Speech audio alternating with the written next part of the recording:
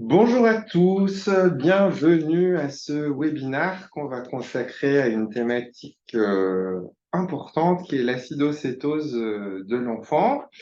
Avant de démarrer, je vous rappelle que la session est enregistrée,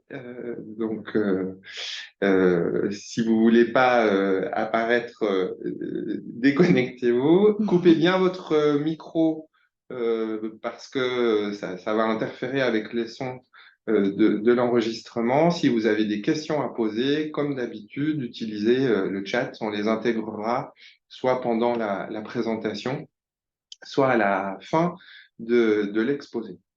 Donc, je suis le docteur Jean Wolfart, médecin généraliste à Baume-les-Dames. Nous avons le plaisir aujourd'hui d'accueillir Candace Signor, qui est endocrinopédiatre au CHU de Besançon, de Dijon, pardon. Oh, le lapsus. Oui, non, mais on travaille avec Besançon, donc Parfait. Biabetto. Donc, voilà, un vrai réseau. Et puis Marine Leroy, qui est infirmière, coordinatrice, également au CHU de Dijon en pédiatrie. C'est ça. Et bien, donc, on parle aujourd'hui de l'acidocétose chez l'enfant. Et donc, on va pouvoir commencer. On va lancer le PowerPoint. Alors, donc, effectivement, je suis un des médecins du coup de la plateforme diabète enfant Bourgogne-Franche-Comté. Donc, je suis médecin dijonnais, mais effectivement, là j'interviens en tant que médecin coordinateur sur la plateforme Bourgogne-Franche-Comté. Donc, À l'échelon régional à de la l'échelon nouvelle région. Voilà, tout à fait. Donc, cette plateforme, c'est l'idée de la plateforme, elle a été créée pour pouvoir harmoniser la prise en charge de l'enfant diabétique sur la Bourgogne-Franche-Comté. Au sein de cette plateforme, du coup, vous avez deux CHU, donc Dijon et Besançon, et puis vous avez aussi 11 centres hospitaliers périphériques. La plateforme va essayer d'harmoniser un peu les prises en charge. Pour ça, elle a plusieurs moyens d'action. On va faire notamment des journées régionales, dont d'ailleurs la prochaine, c'est demain. Voilà, c'est la 13e, c'est la 13e journée régionale. On en fait 2 du coup par an. À cette journée régionale, tout le monde est invité. Les équipes viennent de partout, hein, même de Sens, de Nevers. Vraiment, elles font du chemin pour venir nous voir. Et puis, du coup, on va traiter de différents thèmes concernant le diabète chez l'enfant, avec des thèmes qui vont être notamment choisis par le public et qu'est-ce qu'ils ont envie de travailler, qu'est-ce qu'ils ont envie d'entendre. Voilà. Est-ce que des membres des maisons de santé pourraient participer? Ou... Non, c'est une journée régionale spécifique à votre plateforme. Sur l'enfant, sur le diabète de l'enfant. C'est-à-dire que quelqu'un qui effectivement suivrait des 17-18, enfin des ados, des vieux ados en médecine générale, a tout à fait sa place dans ce type de journée. Et c'est vrai que comme la prise en charge du coup du diabète de type 1 chez l'enfant, elle est très hospitalière, c'est vrai qu'il faut il faut une grosse structure autour. Voilà. Mais par contre, voilà, n'importe qui suit des vieux ados diabétiques a sa place dans ce type de journée. Vieux ados. Les vieux ados. Nos vieux, parce que voilà, nous c'est de 0 à 18, donc les vieux chez nous, c'est 16-18. Voilà. Faites attention à ce que vous dites. C'est ça. Donc voilà, 2 journées régionales et puis on a également des RCP pour discuter des dossiers difficiles de RCP par an. Et puis on a une formidable équipe infirmière sur les deux CHU avec des infirmières d'éducation thérapeutique, donc ils connaissent très très très très bien le diabète de l'enfant. Ils sont vraiment au pied à pied avec les familles et qui du coup vont aller sur le territoire pour continuer la formation, notamment formation des médecins scolaires, formation des infirmières libérales. Voilà, elles vont également se déplacer dans les centres hospitaliers périphériques pour continuer la formation des équipes en place. Et puis, donc, le but de la plateforme, c'est l'harmonisation, le fait de travailler en équipe, et puis ça va être aussi travailler sur les points de rupture. Et un de ces points de rupture au niveau du diabète de l'enfant, c'est l'acidocétose de l'enfant. hein. C'est vraiment un projet sur lequel il faut qu'on travaille. Alors, on a d'autres projets, hein, l'intégration en médecine scolaire, on a des projets sur la transition. Enfin, voilà, on va avoir des thèmes sur lesquels on va travailler, mais c'est vrai que l'acidocétose, c'est vraiment un thème important. Pour vous Oui, rappeler, alors du déjà, coup, en quelques mots, voilà. l'acidocétose, remplacez-nous, Alors, qu'est-ce que c'est finalement? voilà, ce qu'il faut déjà tout de suite dire, c'est bien faire la différence entre le diabète de type 2 et le diabète de type 1. Diabète, chez l'enfant, c'est essentiellement des diabètes de type 1. Type 1. Ouais, c'est que des type 1. On a de très rares diabètes génétiques, mais voilà. Et la fameuse épidémie de diabète de type 2 de l'ado obèse, on n'en voit pas encore la couleur. Hein. D'accord. Donc pour l'instant, voilà, on trouve des diabètes de type 2 dans des syndromes génétiques, mais en fait, on ne trouve pas de diabète de type 2 chez l'enfant, chez le moins de 18 ans. Donc c'est que des diabètes de De type type 1. 1? Et du coup, enfants qui ont forcément besoin d'insuline, déjà, hein, donc le diabète de l'enfant, c'est forcément insuline, et c'est que des types 1. Et donc le risque à la découverte du diabète de type 1, c'est l'acidocétose diabétique, puisque le diabète de type 1 se révèle toujours se révèle en quelques semaines, rarement 2 mois, plus de 2 mois en fait, si on laisse les choses évoluer, une acidocétose. Après avoir trop fait pipi, trop bu, l'enfant se met peu à peu à avoir mal au ventre, à se vomir, Mhm. à être très, très, très fatigué. Et progressivement, si on laisse les choses courir encore, eh bien, il y a des troubles de conscience qui vont apparaître, en même temps que ce qu'on appelle une dyspnée de Kussmaul, donc un enfant qui se met à respirer de manière très, très ample. Et du coup, un enfant qui a vraiment une altération de l'état général, L'état général qui se qui dégrade. va se dégrader en quelques jours, en fait. Voilà. Et à l'arrivée aux urgences, quand ils sont avec la dyspnée de Kussmaul, les troubles de vigilance, on a une acidose avec un pH qui est complètement effondré à 6,9, une réserve basse, et puis on a une cétose, et c'est la cétose qui les fait vomir, qui leur donne les douleurs abdominales, et des troubles métaboliques possibles. Voilà. Donc là, vraiment, l'idée de mon contact avec vous aujourd'hui, c'est vraiment de se dire, on veut éviter cette acidocétose. Et d'aller jusqu'à ce C'est stade-là ça. où l'enfant est vraiment très mal Ouais. et qu'on fasse les choses en amont, quoi. Voilà, d'arriver avant, en fait, heu, l'acidocétose. C'est vraiment le but de ma présentation, c'est ça. D'accord. Donc, alors diabète de type 1 chez l'enfant, Ouais. Un peu d'épidémio. ouais, un peu C'est d'épidémio. fréquent, c'est... Voilà, c'est pour nous très fréquent. Pour Ouais. vous, Pour beaucoup beaucoup moins. moins, voilà, c'est Voilà, ça. c'est ça, et c'est Tout ça est le relatif. problème. De toute C'est-à-dire façon, que comment on regarde. voilà, le problème, c'est que en médecine générale, j'imagine, parce que je ne suis pas médecin généraliste, mais j'imagine qu'on va beaucoup voir des diabètes de type 2. Et ça, vous en avez beaucoup, beaucoup, beaucoup. Et donc, il y a tout l'historique des diabètes de type 2 et voilà, tout le pensum des diabètes de type 2 qui est là, et qui peut gêner notre réflexion par rapport au diabète de De type type 1. 1, ouais. Donc, qu'est-ce que c'est le diabète de type 1? 25 000 enfants diabétiques en France, 18 cas pour 100 000 habitants par an, et surtout une incidence qui augmente. L'incidence du type 1 augmente. Alors, c'est pas la faute des vaccins, c'est pas la faute du gluten, c'est peut-être la faute des pékisses, on n'en sait rien. Pour l'instant, on ne sait pas pourquoi cette incidence augmente, mais elle augmente. De plus en plus de diabète de Ouais, type 1 chez l'enfant. ouais, D'accord. et de plus en plus des jeunes. Des jeunes. Des petits. Ouais, des petits. D'accord. Et rien à voir, bien sûr, puisqu'on n'est pas dans le diabète de type 2, avec l'obésité, etc., D'accord. la bonne chair et tout ça. Là, on est vraiment sur voilà, un processus, donc le diabète de type 1, un processus auto-immun, avec des anticorps qui attaquent le pancréas et le détruisent à vie. Voilà.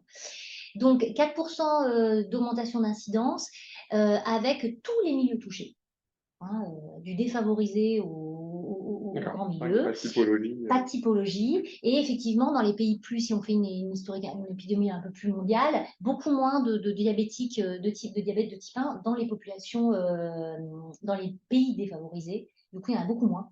D'accord. Il y en a plus voilà, dans les pays favorisés. Donc, il y a probablement l'environnement qui compte, D'accord. industriel, etc., etc. Donc, ça représente quoi? Ça représente 2500 nouveaux cas en France par an.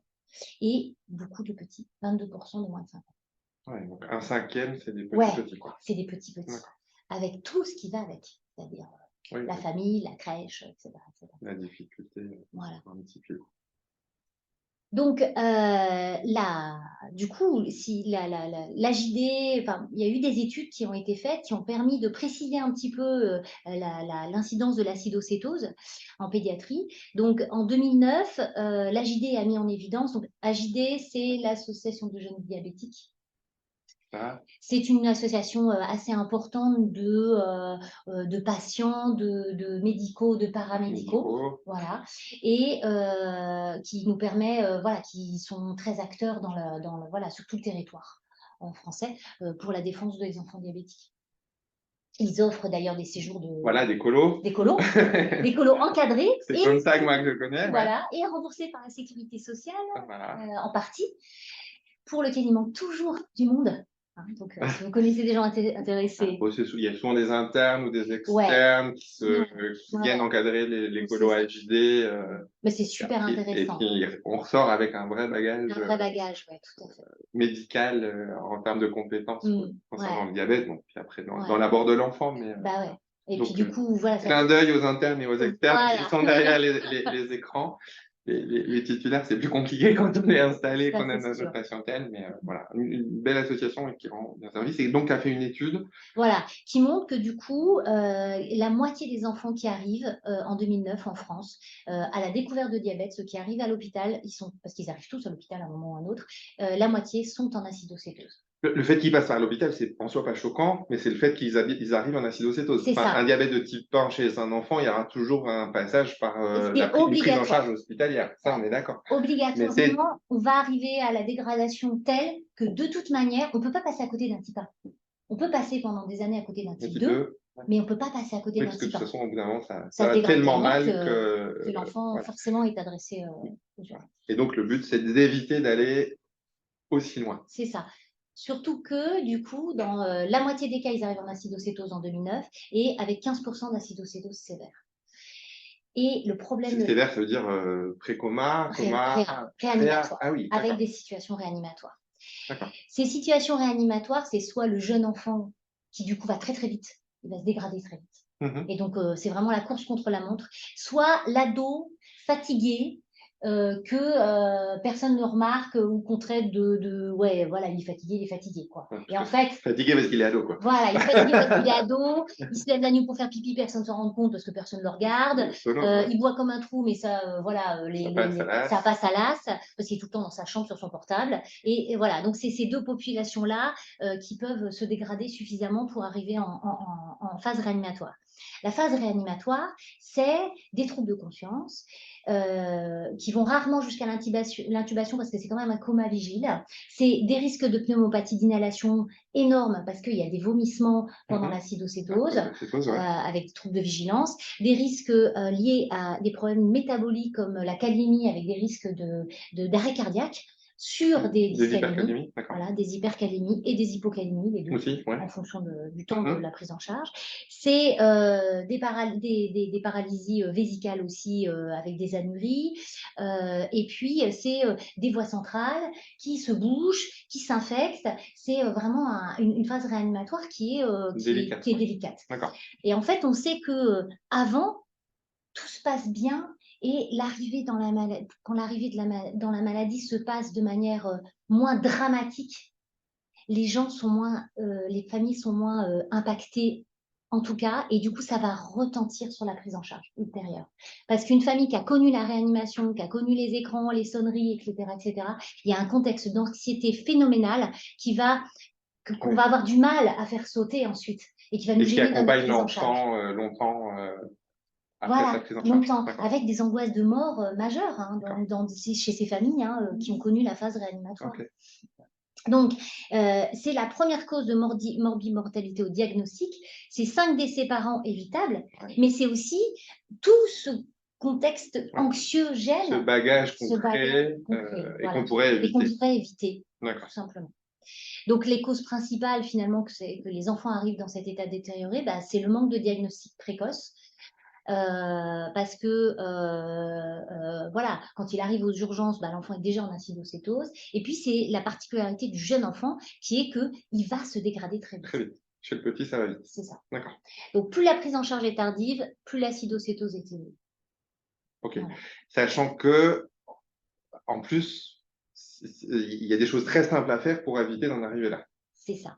En fait, les moyens qu'on a, finalement, ils sont très simples à appliquer, mais ils sont parasités par tout le pensum du diabète de type 2. Et c'est ça, finalement, le frein majeur de la prise en charge. C'est que, voilà, on va les développer ensuite, mais le problème, c'est toute l'historique du diabète de type 2 qui nous gêne dans notre manière de Oui, penser et puis vis-à-vis du type 1. qui est notre filtre, Et nous, qui est- de réfléchir c'est ça. en tant que généraliste ou infirmier de terrain, parce que c'est nos patients majoritaires. Quand La on parle de réalité, diabète, c'est pas un enfant pour c'est nous. ça. La D'accord. réalité quotidienne d'un médecin généraliste, c'est le type 2. Voilà. Et Ok. d'où Donc voilà, une vision le biaisée, quoi. problème. Voilà, tout à fait. Ok. Donc, effectivement, la Du place. coup, bah oui, quelle est la place du Voilà. généraliste? Parce qu'on voit bien votre rôle au CHU, en réa, les collègues, et puis vous, après, pour accompagner ces enfants. Mais nous, généralistes de terrain, qu'est-ce qu'on peut faire? Alors, Et puis infirmiers aussi, parce que je pense tout qu'ils ont à leur place. fait. Les généralistes, les infirmiers scolaires, les infirmiers de terrain, en fait, tous ceux qui gravitent autour des enfants, toute population Ouais, les sages-femmes médicale et aussi. paramédicale qui gravite autour des enfants peut permettre d'éviter cette acidocétose si justement on réagit à, c'est très simple, hein, trop pipi, bois trop. Ouais, Fais trop pipi et bois trop, tout de suite, il faut réagir. il faut réagir. Voilà. Le syndrome polyuropolyptyque, c'est C'est une ça. vraie C'est réalité. une vraie réalité. C'est vraiment des litres et des litres qui Ouais, boivent. Hein. Donc, ça passe pas, à part chez l'ado sur son portable dans sa chambre, chez un enfant, ça peut pas ça se passer, voit. ça se voit, quoi, forcément. D'accord. Et donc, la place du généraliste, elle est super importante parce que qui va voir les enfants quand il y a un problème urgent, quand une famille se dit ça va Passe un pas, truc, ouais. c'est le médecin généraliste, c'est pas les pédiatres. Ouais. Les pédiatres, ils vont voir les C'est le enfants. premier recours. Voilà, c'est le premier recours. Voilà. D'accord. Et les études de l'AJD montrent bien que 50% des enfants sont adressés par les médecins généralistes. Donc la place du médecin généraliste, elle est prépondérante dans la découverte de diabète et donc dans la prévention de l'acidocétose. Et c'est pour ça qu'on est là. Rôle prépondérant, et pour autant, c'est pas beaucoup de patients sur une carrière. C'est ça. Le Et problème, c'est ça la difficulté. c'est ça. C'est que c'est 2 ou 3 patients sur toute une carrière. Donc, c'est peanuts par rapport à tous vos patients, avec tout ce flot de type 2 que vous avez, quoi. Ouais, d'accord. Donc, et toute la problématique est là, c'est patient très rare et qui pourtant, pourtant, le médecin général, ça a vraiment une action très importante, puisque c'est lui qui va adresser. Et puis très simple. Et très simple, de manière très simple. Et donc, il y a voilà, la JD a fait des études observationnelles, elle a ciblé, il y a eu au moins 4000 médecins généralistes qui ont été ciblés. Et du coup, on a pu faire répondre les généralistes à des questionnaires. Donc, on a 35% taux de réponse, beaucoup, hein. 20 à 35%, ce qui est pas mal. C'est bien. Entre tout ce qui passe dans les spams, Les tous sollicitations de thèse. voilà, les tous sollicitations de thèse et tout ça. Bon, voilà, 20 à 30%, c'est pas mal. Bien. Donc, ce que nous apprennent ces études, c'est que au moins la moitié des la moitié à peu près des généralistes qui ont répondu ont diagnostiqué au moins une fois un DT1. Ont déjà été confrontés Voilà. au diagnostic, un primo-diagnostic. C'est ça. Ça nous dit quoi? Ça nous dit que 90% des généralistes ont ce qu'il faut pour faire le diagnostic. Des choses Au toutes cabinet, simples, à savoir le lecteur de glycémie et la bandelette urinaire. La bandelette urinaire. Le problème, c'est que ces bandelettes urinaires, elles ont une date de péremption. Ouais. Il faut les renouveler tous les 6 mois. C'est casse-pied. C'est casse-pied et en plus, elles sont chères. Voilà, on est Donc, bien d'accord. gros frein au niveau du dépistage. Ouais. Voilà. Et puis après, alors évidemment, on a les lecteurs de glycémie, mais les lecteurs de glycémie, si on n'a pas l'habitude, si on est plutôt, je sais pas moi, dermato par exemple, et qu'on a moins, qu'on fait moins de glycémie à tout va, on peut aussi être tout simplement gêné de pas savoir se servir du matériel, surtout devant un patient qui est là et qui attend. Donc ça aussi, même si on a le lecteur avec nous, on peut avoir des freins quand même à se servir de quelque chose un peu manchot avec cet appareil qu'effectivement, voilà. en pratique fréquente, on n'utilise pas tous les jours. C'est ça. Après, dans nos structures, et je pense que c'est intéressant justement que vous nous Ouais, parliez à nous, à Femasco, on a toujours une infirmière quelque part qui peut nous c'est aider, ça. qu'on peut solliciter en lui disant aide-moi à faire une glycémie capillaire. Voilà, c'est ça, tout à fait. Alors le problème des lecteurs, c'est aussi que, bah, les bandelettes se périment aussi, les bandelettes Bien de sûr. voilà. Donc voilà. En tout cas, les médecins en général, les médecins généralistes qui ont répondu, ils ont le matériel, mais il y a aussi des freins pour s'en servir. Voilà, mais ils ont le matériel en général. Et puis, il y a dans les réponses attendues, enfin qui ont été soumises, il y a 20 des médecins généralistes qui pensent que le diabète ne se déclare pas avant 2 ans. Et on D'accord. a vu avant avec l'épidémio que c'était Que pas le cas. c'est faux. C'est faux. Alors, avant 1 an, c'est que des diabètes génétiques. D'accord. Donc, pas de diabète de type 1. Alors, la plus jeune, elle a 11 mois, initialement. 11 mois, on va dire. Votre patientèle. Ouais. Ouais. Enfin, la plus jeune, oui, la plus jeune Mmh. diagnostic, elle a 11 mois. Maintenant, elle en a 18, mais Oui, oui, voilà. au moment, d'accord. La plus jeune au moment du diagnostic, c'est 11 mois. Donc, avant, c'est des diabètes génétiques. Mais bon, il faut les diagnostiquer quand même, hein. Mhm. Voilà. Et après, c'est du coup, voilà, c'est possible le diabète au-delà de 12 mois, le Et diabète chez de type 1. le bébé, quoi, le 1 an, syndrome Pareil, polyuropolydiptique aussi. Donc, oui. Syndrome polyuropolydipsique, et j'ai eu aussi des patients adressés par des médecins généralistes qui avaient tiqué sur des mycoses récidivantes du siège. c'est Donc, infectieux, quoi. ouais, mais sur vraiment des mycoses très, très, enfin des érythèmes du siège Mhm. et mes diagnostics de diabète génétique, 50% ont été faits sur ça, sur D'accord. des érythèmes Ok. enfin, vraiment anormal du nourrisson.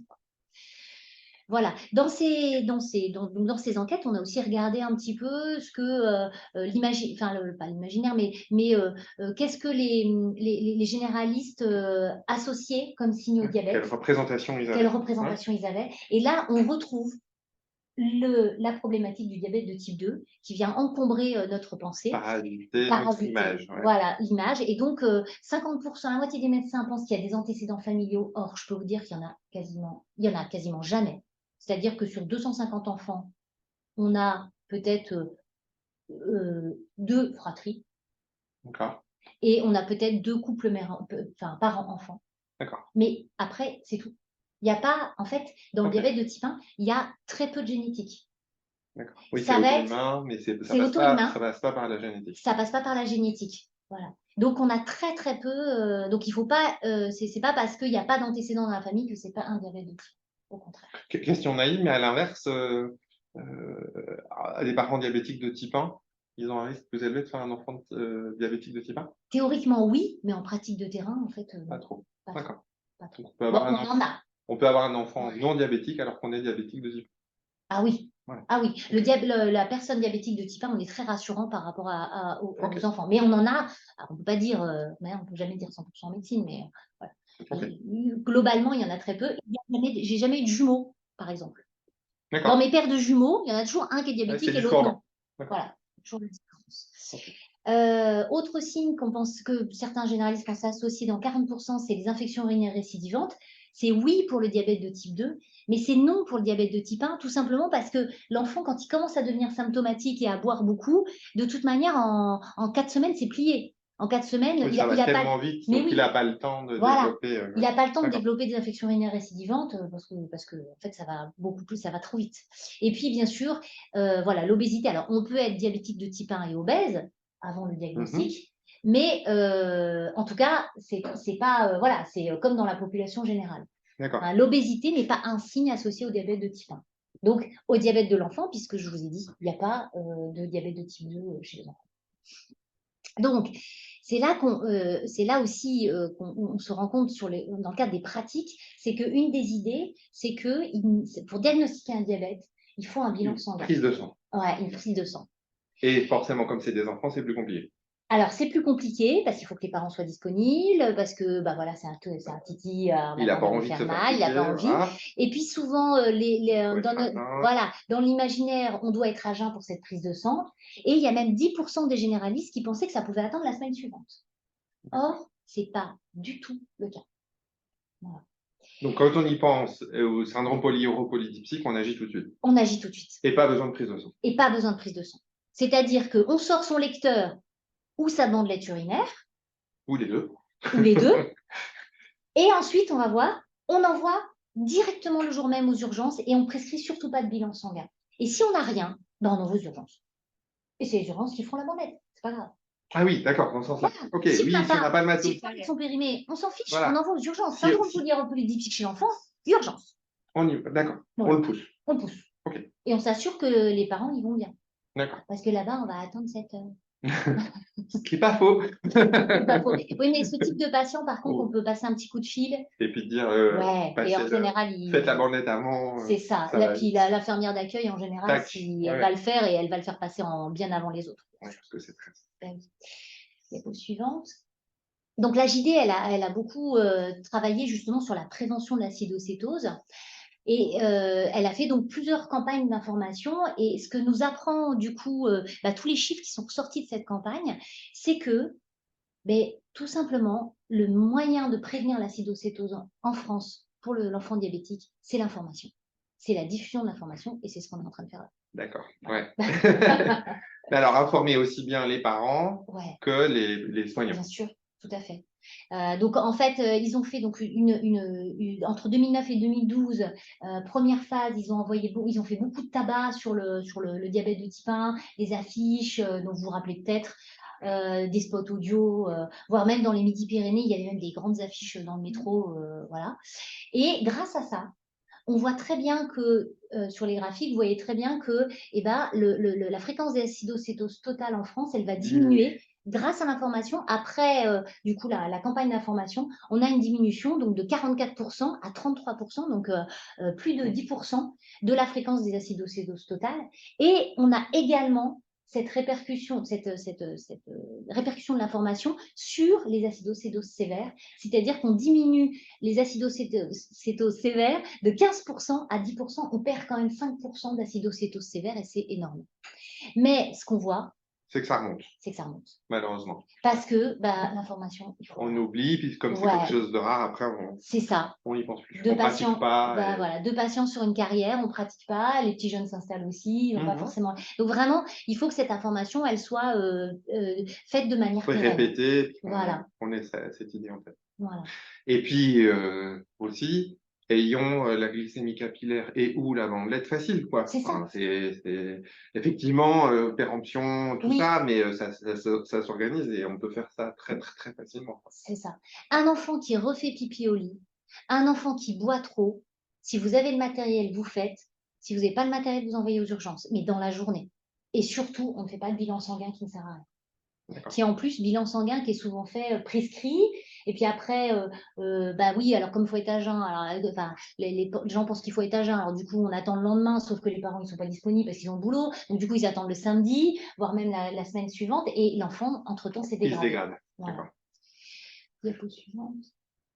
Donc, qu'est-ce que nous apprend aussi la campagne de prévention? Que tout simplement, il peut y avoir aussi des freins à cette information et que ils avaient fait une nouvelle campagne d'information entre 2016 et 2017 avec des mailings qui ont été envoyés par les URPS, dont certains sont sûrement tombés dans les spams, machin, etc., etc. Donc là, vraiment une information sur les soignants. Voilà. Et le problème, c'est que le Covid est arrivé, comme tout. Voilà, ça s'est arrêté. Moins de recours aux soins et du coup, nos chiffres d'acidocétose n'ont pas bougé, malgré la campagne de prévention, parce que les familles allaient moins. Après, voilà. D'accord. Donc là, il y a un biais en fait. Là-dedans. Oui, on ne peut pas vraiment juger de l'efficacité de cette campagne de sensibilisation. C'est ça. Donc du coup, nous, on a relancé cette campagne de sensibilisation via les URPS cette année. Donc on va recevoir. Voilà, et donc normalement, vous les avez déjà reçus, ils sont dans vos spams. Je vais regarder mes spams alors, parce que ça ne me dit rien comme ça, mais... Voilà. Alors, il y en a tous les 2 mois. Tous les 2 mois, vous recevez ce petit message avec des flyers que je vous ai mis. Je vous en ai mis qu'un, il y en a 4 différents, avec des messages très simples. C'est fais pipi, bois trop, récidive d'une énurésie, bandelette au cabinet ou BU et urgence. Voilà. Donc du coup, sur les années 2019 à 2021, ce qu'on voit, c'est que du coup, voilà, il y a un peu plus, il y a quand même dans la moitié des cas, c'est les familles qui amènent l'enfant directement aux urgences pédiatriques, qu'il y a quand même 7% des familles qui les amènent malgré les consultations Ils médicales, avaient été parce vus que par un médecin, et voilà, pour autant, il ne et s'est rien passé c'est ça. vraiment, donc du coup, ils emmènent le C'est ça. petit aux urgences. Voilà, tout à fait, c'est ça. Parce que du coup, son état se dégrade. Mais on voit aussi encore que c'est 50% des patients qui sont adressés par les généralistes. D'accord, d'où Voilà, notre donc, rôle d'où le rôle pivot, quoi. pivot, tout à D'accord. fait. Diapo suivante. Alors, du coup, l'équipe de Régis Coutan, du professeur Régis Coutan, donc c'est l'équipe d'Angers. Voilà. Très belle ville, en fait. Oui, très belle ville. Donc, ils sont très, très actifs en diabétologie pédiatrie et ils ont bossé sur les causes de mortalité entre 1987 et 2016, donc sur 30 ans. Voilà, comment est la surmortalité de l'enfant diabétique sur ces 30 années. Ce qu'on peut voir, c'est que avec le développement de structures comme voilà, la plateforme, les équipes de diabétologie, toute la coordination, toute l'information qu'on peut mettre, oui, on a fait baisser les SMR, hein, c'est-à-dire que du coup, en 87-96, on était à un SMR de 4 à 5 de surmortalité, et en 2007, je ne vois pas le chiffre, 2016, on n'est plus qu'à 2,3, 2,8, donc ça marche, hein, on réussit à diminuer la surmortalité de l'enfant diabétique, mais par contre, zéro efficacité sur le 1-4 ans. Sur le 1-4 ans, on avait un SMR à 6-7, maintenant il est à 5-6. Hein, donc on n'a pas du tout, alors qu'on a divisé par 2 le SMR pour la population globale, on a une mauvaise efficacité sur le petit. Voilà. Donc voilà, et la surmortalité, c'est l'acidocétose en premier. En diabète, on ne meurt que à l'acidocétose. C'est-à-dire, on ne meurt pas d'hypoglycémie, en diabète de type 1, je parle, on ne meurt pas d'hypoglycémie, on ne meurt pas de complications. Moi, les enfants, une fois que je les prends en charge, ils ne meurent pas, et heureusement, parce que je serais bien embêtée. Donc, j'ai jamais eu, voilà, on n'a jamais eu on a eu un décès pour un enfant qui ne faisait pas du tout de traitement, mais voilà. Oui, mais pour d'autres raisons. Mais pour d'autres un enfant raisons. pris en charge, il ne meurt pas, sauf si. C'est ça, c'est ça. C'est l'acidocétose qui fait la mortalité. Donc, finalement, la conclusion, elle est très simple.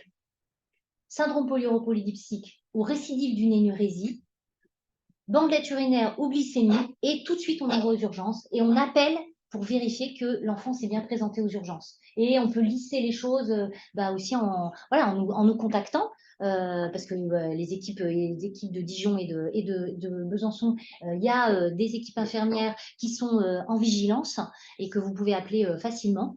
Et du coup, on ne perd surtout pas de temps en faisant un bilan sanguin qui va être forcément différé. Qui va rallonger le délai pour rien, alors que des examens très simples qu'on fait soit au cabinet, soit aux urgences peuvent d'emblée poser le diagnostic. Et alors moi, ce que je retiens aussi, c'est passer un petit coup de fil aux collègues urgentistes en disant ce petit, c'est peut-être un diabète. Faites gaffe, quoi. Oui, et puis que en salle d'attente, effectivement, il peut y avoir 7 heures d'attente, mais on peut faire la bandelette pendant ce temps-là. Et puis, tout à fait. Alors, de toute manière, ils sont toujours vus, tous les enfants sont vus par l'infirmière d'accueil. Mais justement, l'infirmière d'accueil, si on lui dit ça, elle fera sa bandelette ou sa glycémie. Voilà, et puis elles savent bien que ça accélère là aussi. Ça accélère la prise en charge, oui, tout à fait. D'accord. Tout à fait. Ok, bon. Donc, message très simple, très clair. Mais par contre, en fait, il faut y penser tout le temps, quoi. Enfin, faut pas. Et puis, il faut avoir.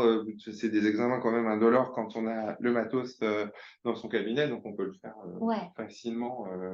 Et puis souvent, les parents, ils ont commencé à tiquer sur le syndrome polyuropolydipsique. Ils sont allés voir souvent sur Internet, parce que maintenant, les gens, ils bon voilà, surtout les parents. C'est ça. Donc voilà, et donc ils vont sur Internet et du coup, souvent ils arrivent en plus avec le diagnostic. Donc voilà, finalement c'est assez simple à mettre en évidence. Ça va pas arriver souvent. Ça va pas vous arriver souvent. C'est ça la difficulté. Mais pensez-y. On ne se remet pas forcément à faire pipi au lit parce qu'on a des problèmes à l'école, etc., etc. On n'est pas, voilà, on se met pas à boire à fond parce qu'on est ado et qu'on a des problèmes psychologiques. Il y a le diabète de type 1. Et il faut y penser. Avant tout, il faut éliminer un diabète de type 1. Il faut être un peu systématique, quoi. Soyons systématiques. C'est ça. Ok. Parfait. Bon, on arrive au bout de la présentation. D'autres messages sur spécifiquement l'acidocétose là? Pas spécialement. Pas spécialement. Est-ce qu'on a des questions? J'ai pas l'impression, c'est tellement limpide que il n'y a pas forcément de questions. Ah, très bien, le lien pour la JD, oui. Oui, alors il y a des documents sur le site internet de la FEMASCO avec les documents diffusés par les URPS, des choses sur la JD également. Et puis vous pouvez toujours nous solliciter si vous voulez qu'on vous les envoie. Est-ce que vous auriez, alors, mouliné sur les questions que vous auriez sur cette problématique de l'acidocétose, mais Dr Bensignor très gentiment disait, mais on peut aussi parler d'autres choses dans le champ de l'endocrinopédiatrie, Ah oui. si vous avez des questions, Oui, tout à fait. D'ailleurs, n'hésitez pas à transmettre mon mail, parce que je travaille beaucoup, beaucoup par mail, pour tout avis médical, hein, vous n'hésitez pas, on est très joignable. La seule chose, c'est que beaucoup de mails. Donc, si jamais je ne vous réponds pas, il faut remettre le mail. Voilà, il faut renvoyer le mail. Je finis toujours par répondre. Et puis, les contacts sur la Ouais. petite plaquette concernant la plateforme Diabète Enfant, on peut aussi les solliciter. Tout à fait. Oui. Les noms ont changé, mais les téléphones sont les mêmes. Oui, il faut qu'on remette à jour. D'accord. Ouais, mais Marine, elle est toujours là. Oui, on la voit. Voilà, Marine est toujours là. Par contre, à Besançon, c'est plus... ils ont changé, mais le téléphone est le même. Oui, okay, voilà, donc les contacts sont les mêmes. Ok, très bien. Pas plus de questions que ça. Parce que c'est limpide et message très clair et percutant. Bon, on va peut-être s'arrêter là, du coup. Un grand merci d'avoir fait la route depuis Dijon jusqu'à Besançon. Et c'est, voilà, la nouvelle région s'incarne et c'est chouette. Et c'est s'incarne aussi par cette plateforme. Ouais, tout à fait. C'est bien à voir. Merci pour ce message très clair et on a bien retenu qu'on allait peut-être vous solliciter. Et puis, bah oui, coup de pouce à la JD que moi je connais un petit peu par ailleurs. Les internes, les externes, allez-y, c'est super. Ouais. Voilà, ok. Petit message, merci beaucoup, c'était très intéressant et très clair. Super, tant mieux, voilà. C'était l'objectif. Eh bien, écoutez, on va clore cette présentation. Donc, merci à Marine Leroy, merci à Candace Bensignor d'être venue nous présenter et nous sensibiliser à l'acidocétose. Merci à tous de votre présence. A priori, vous étiez assez nombreux aujourd'hui. Et puis, pour info, je vous signale que la prochaine webconf, le prochain webinar, sera consacré à l'insuffisance cardiaque. Et nous accueillerons le professeur Marie-France Seronde du CHU de Besançon, cardiologue, pour faire un point sur l'insuffisance cardiaque. Merci de votre attention et puis à bientôt. Eh ben, merci beaucoup. Puis merci à la FEMASCO de nous avoir accueillis. Là, on est vraiment dans notre objectif de diffusion. Avec grand plaisir. Merci à tous. Au revoir. Au revoir.